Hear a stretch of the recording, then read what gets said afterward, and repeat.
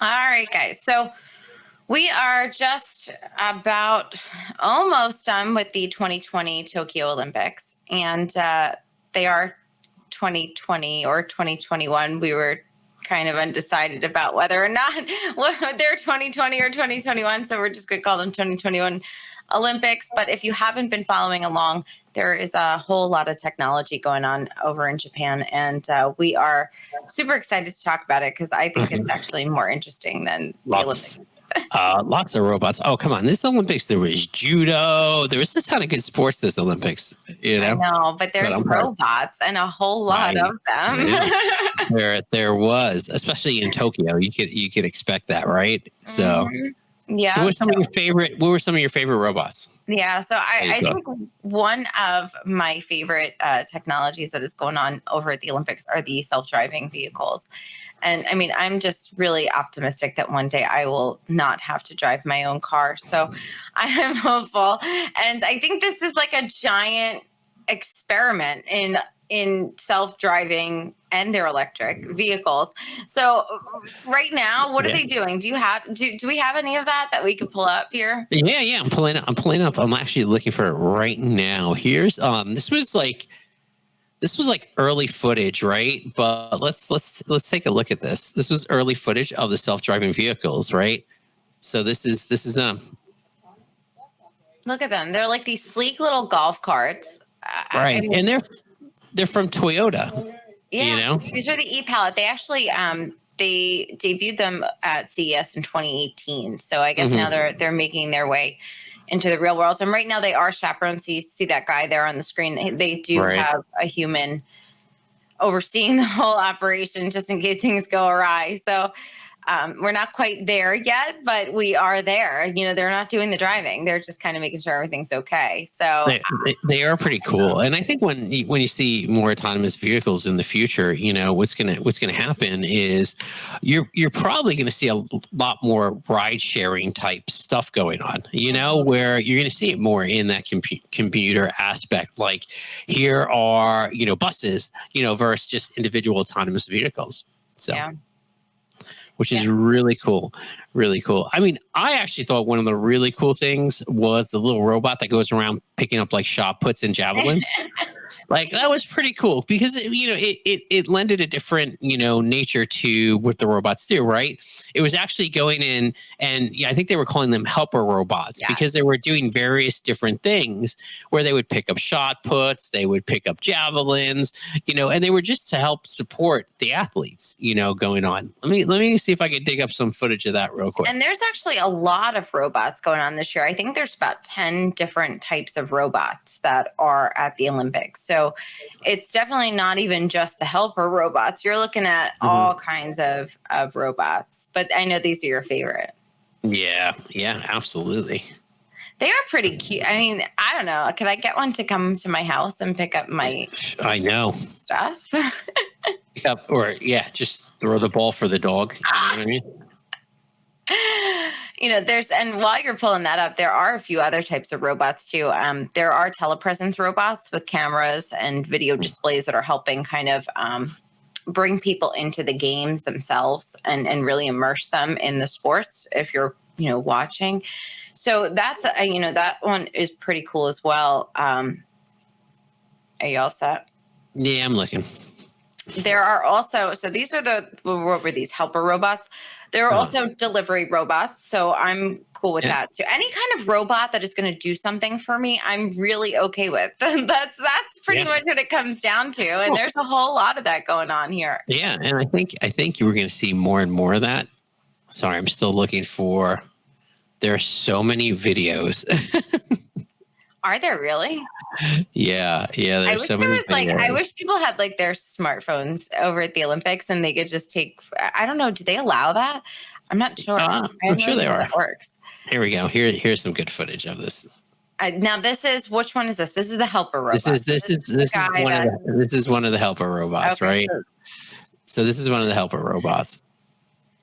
And he's the So we one see here. that picks up the javelins and whatnot. So, yeah, so we see here it's following the guy around. It picks up javelins. Unfortunately, this isn't the greatest footage, but it's following them around, and it's able to find the objects and pick up, such as the javelin shot puts, to my understanding.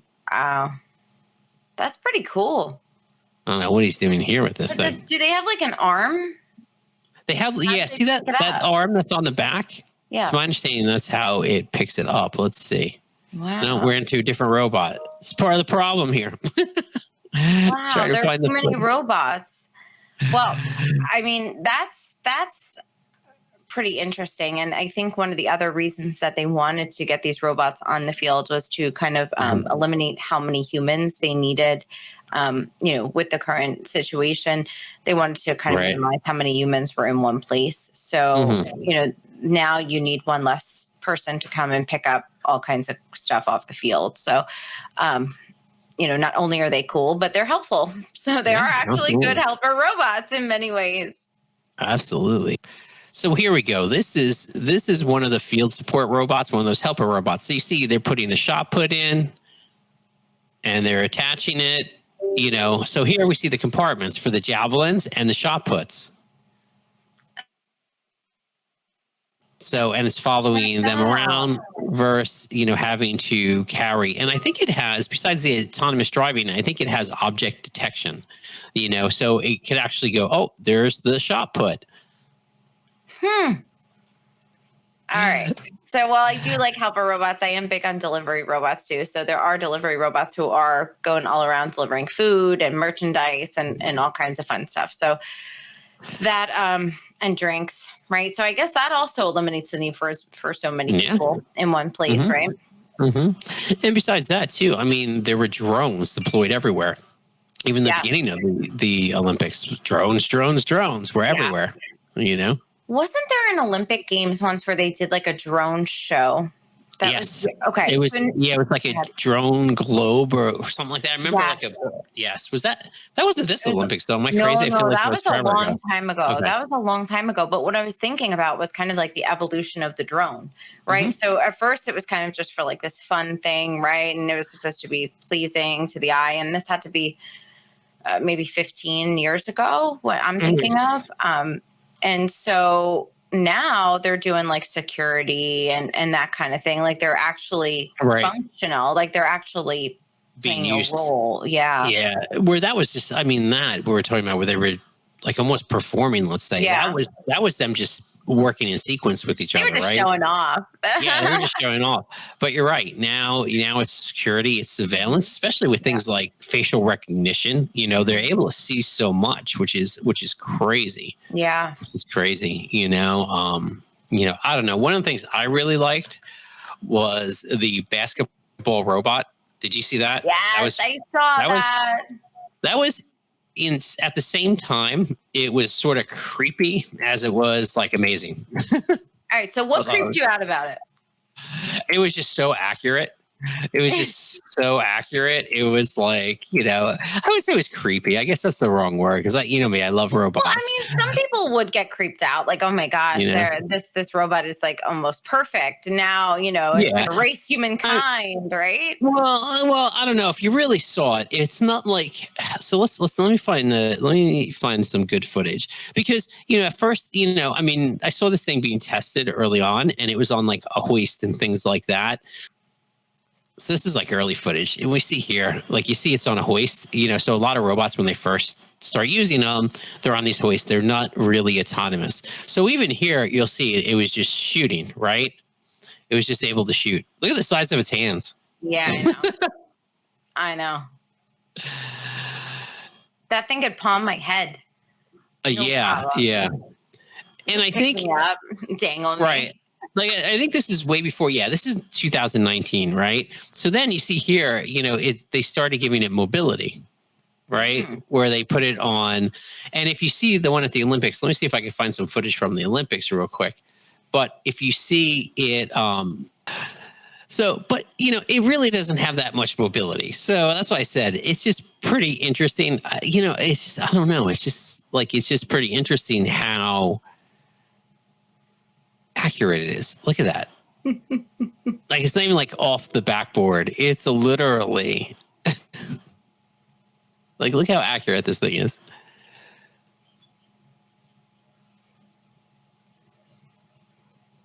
He takes So- a long time to set up, man. Come Well, on. because think about it, it has to calculate, right? It has to calculate where it is, the distance. Now, do you see how they made it a lot more autonomous? Now it's on skates, Yeah. you know. So it's on it. It's more mobile, you know. I mean, don't get me wrong. This isn't like a Boston Dynamics robot where it's doing backflips, but you know, it's illustrating, right? The Again, he goes accuracy. further back. He's going further Right. back now. From distance, like it's making judgment calls, like how much force does it need to use based on where it is. You see, it's sort of, you know, getting ready to load, and it's like a perfect shot every time. That's what's crazy about it, you know. So, Well, we've got our robots, right? We love our robots, our drones, our self-driving vehicles. But there are also a lot of like at the almost the component level advancements going on, and you know, when it comes to sensors and AI and cameras and things like that. So, you know, one of the things I noticed when I was doing some research was the watches, right? There are some sensors, right? Okay, so I don't want to get this wrong. I don't want to mess this up. So basically, they're putting sensors on the athlete's shirts. yes. Okay. And then it's collecting that data, analyzing it, right?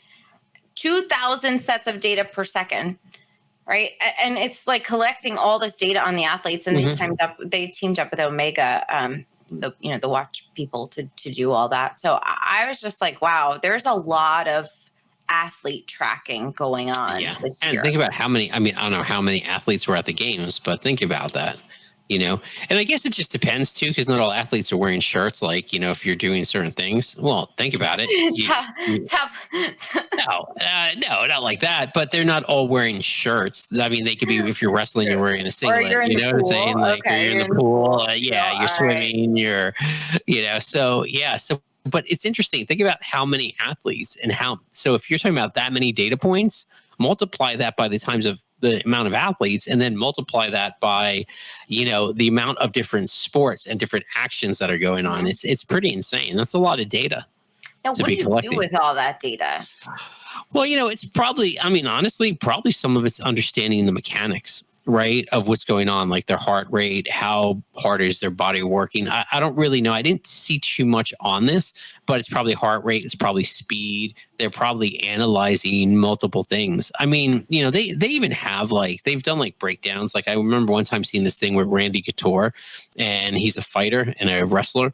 And they were talking about, like, they were looking at his grip strength and like how people, most like normal human beings build like lactic acid, right? That's what makes your muscles start cramping. Right. And he, even in those tense positions, didn't build as much lactic acid as other people. So, I mean, I don't think it's going to that level here, but what happens is I think it's getting all those data of those elite athletes to see sort of what they're doing, from that biological perspective, you know. And But when like you I said, I have don't know too much data- about it, so I'm assuming some stuff here. Well, when you have data, you can make, like, it's better to just collect all the data almost and figure out what you really want to do with it later. I mean, you have an opportunity, Absolutely. right? Absolutely. Well, I mean, here's the thing. You may go, okay, yeah, you may collect all the data on their breathing or their heart rate, and you just go, okay, now maybe we need to work more on breathing exercises, you know, because the athletes who have the lowest heart rate or, you know, conditioning or, you know, did perform better or won or whatever the case is. So Right. there's probably some real information that they're Right. going to get out there that's going to help athletes in the future. Yep.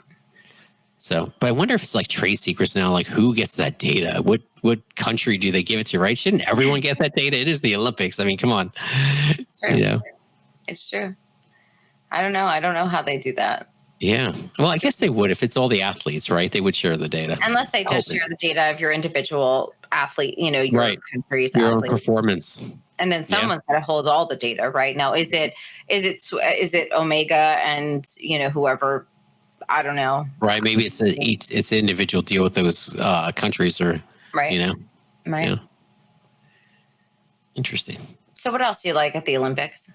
I mean, I think one of the really cool parts is how much of it was in 4K. It was super HD, and being able to stream it, and just the way it looked was like super amazing, compared to other Olympics. I mean, what's the big thing with the Olympics? I mean, it's so many years apart. Technology changes so drastically in between, and really seeing like a lot of this in 4K for the first time, for most people, I thought was a really cool part of the technology at the Olympics itself. There was also some immersive audio stuff going on. I know we've talked in the past about immersive audio with some other guests on the show. So it's nice to see that actually happening.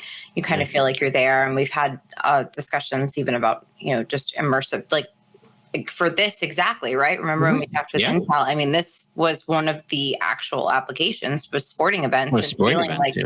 Yep. And I know Intel has done some stuff. They are part of some of this stuff that's going on here this year. So it's cool to see that come to life, Yeah, no, it definitely is. It's interesting too, because you could hear it, you could see it now in this clarity. The only thing you're going to miss is when you go into certain sports and the sort of like the smell of the chlorine from the pool. You know what I mean? like that's probably the only piece left, but I don't know if we even want that, most of us. So you don't want BO coming out of your television? Oh, God, imagine. Come I mean, look, I train jiu-jitsu, and sometimes you walk in and you're like, yeah, everybody stinks in here, So, well, I mean, like when we went to Universal, we were on the Minion ride, right? And like then it like, someone has to pass gas, but it's like a banana smell, right? And so you get this poof that kind of enters the air, but it smells like bananas. So if they could kind of tweak that'd be cool. Yeah. So instead of it being BO, it's like the smell of lilacs and daisies or something. I don't know. You could smell the players as though they had deodorant on. You could feel their sweat coming off them. Horrible. Don't laugh. I'm telling you, soon. Well, but there's some. Speaking about that, there are amusement parks that have some of those rides, like where they are, like you're saying, but they actually even have water and spray, and so it feels like whatever you're watching or whatever you're engaged in, it's bringing it into, Okay, I'm going to go off on a tangent for a second. So if you're going to bring that to like a consumer level, right? Basically what would need to happen, and tell me if I'm onto something here. Well, you would need a box with a whole bunch of scents that make other sense, right? You need to kind of like refill your, like the console would have to come with some smells. Right. Think about it like a printer, right? So think about it like a printer, like it's the same way a 3D printer works, where you have different elements, you would have different scents, and it would combine those scents. Maybe you have like 30 different scents, and you combine them, and it makes like a stinky one. It makes like a sweet smelling one. It makes one that makes you want to vomit, But what would need to happen, I don't know, like Jelly Bellies, but for stinky stuff. I don't know if this would work for live events, but for pre-recorded events. Oh, absolutely. I'm thinking you would just have to make sure that each episode has like a certain code and a certain timestamp, and then it kind of sends back signals. Which is pretty easy. Yeah, that's pretty easy to do. That's what I'm saying. It's not that I think the hard part would be getting people to go out and buy all the stuff they need. Right. So, maybe someone out there does it with a subscription package, all right? You subscribe to a show or a network or a Netflix, and they send you every month, they send you your stinky, smelly vat of, scents that you add to your television. But yeah, it would have to be actually pretty genius. So like if Netflix every month. Thank you. Netflix, you owe me some money. Okay, wait. So if they had we were talking about the Olympics. What happened here? So if Netflix did like new releases, how they have like what's new this month or whatever it is, and every time they released a new set of stuff at the beginning of the month, the subscription would come with that box of just those shows, right, or movies. Yeah, just a new one. Right. I can't wait. I'm curious to see what Stranger Things smells like. Just saying. And that would really be on like the director to kind of coordinate smell into what they do. Yeah, you have a smell director. Yes. Yeah, like a director of stink. Oh my God. You make it sound so vile. Well, think about some of the shows. I'm sure some of the look, you like all those cop shows. Dead bodies don't smell good. I'm just saying. You walk into the morgue and you get hit with the smell of formaldehyde. Yeah. Yeah. There's certain things like on TV, you're probably happy you can't smell them, So I'm really liking this, Brian. I like. I I mean, like where we went with this. minions farting bananas is one thing. Dead bodies is another. I like this. All right, if So, anyone's listening, please, yeah, we'll be your just cut us in. consultant. Cut us in on the deal. Oh, the only other thing that I had on my list of cool tech was some of the AI performance measurement cameras, which kind of go along with the other types of data that they're collecting. But I think it was beach volleyball. They have AI cameras that measure where the ball was thrown, how high the people jump. It's like measuring all of this stuff just in a camera, like in real time, crazy. which is really cool. And they're analyzing, they're analyzing all of that too. Then that's crazy. Yeah, it is pretty crazy. Data. I think just the more and more data we have, the more and more advanced you're going to see, athletes be able to get, and the more and more information's out there, the further and harder we're going to push, Yeah. So, I got really excited just now. I love when we get excited about things. So yes, especially about the smell-o-vision. Yes. Yeah. Smell-o-vision. That's like, where did we hear that? Where is that from? Oh, it's people have talked about this for years. Thank God you can't smell us on TV type of thing. Jeez. I'm sure there's someone working on it out there, and I would love for them to comment and like post the link to what they're working on, or honestly, especially if they have like a product, whether it's a prototype, I would love to talk to them. So if there's someone out there working on this, or you have some sort of prototype, let us know. We'd love to have you on the show and talk about it. Absolutely. Well, you could test it on us. It's fine. That's right. Minion banana farts. That's what we want to. Well, I hope you are watching, and I hope you are rooting for wherever you are, whoever your team is, whatever you're doing. I hope you're watching your technology and all the cool stuff that's going on at the Olympics this year.